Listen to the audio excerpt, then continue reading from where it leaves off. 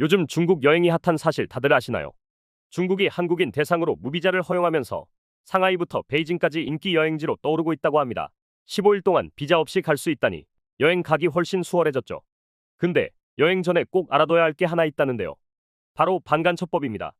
잘못하면 사진 한 장, 정보 검색 하나 때문에 큰 문제에 휘말릴 수도 있다는데요. 중국 무비자 여행 꿀팁과 함께 반간첩법 주의사항까지 확인해보세요. 먼저 무비자 여행. 1992년 한중수교 이후 처음으로 중국이 한국인을 대상으로 최대 15일간의 무비자 입국을 허용했다고 합니다. 덕분에 지금 상하이, 베이징 같은 대도시들은 여행객들로 북적이고 있는데요. 특히 짧은 비행시간과 저렴한 물가 덕분에 중년층의 패키지 여행보다는 젊은 층 자유여행객들이 엄청 몰리고 있습니다. 예를 들어 상하이 와이탄 야경과 디즈니랜드 퍼레이드 등 마음 편히 기다리지 않고 바로 여행 계획 세워 2박 3일 코스로 딱 좋다고들 합니다. 근데 중국 여행할 때 알아둬야 할 법이 있습니다. 바로 지난해 개정된 반간첩법이라는데요. 최근 이 법 때문에 실제로 한국인이 체포되는 일이 있었습니다.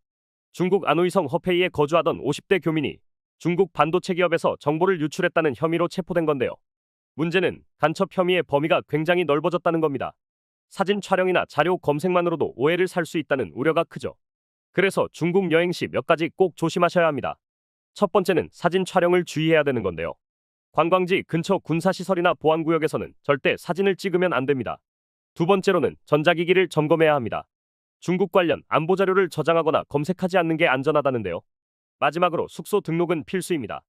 호텔이 아닌 곳에서 숙박할 경우 관할 파출소에 외국인 임시 거주 신고를 해야 합니다. 이 외에도 불필요한 대화나 오해의 소지를 남길 수 있는 행동은 피하는 게 좋다고 합니다. 현재 대기업들도 중국 법 적용 여부를 신중히 검토하면서 움직이고 있다는데요. 심지어 일부 기업들은 중국 관련 데이터 발행을 아예 중단하기도 했습니다. 그만큼 중국 내 분위기가 민감하다는 뜻이죠. 중국 무비자 여행은 분명 좋은 기회라고 생각이 드는데요. 하지만 반간첩법처럼 조심해야 할 부분도 있으니 여행 준비할 때 꼭 미리 확인하고 신중하게 행동하시길 추천드립니다. 중국 무비자 여행으로 즐거운 여행에 도움되길 바랍니다.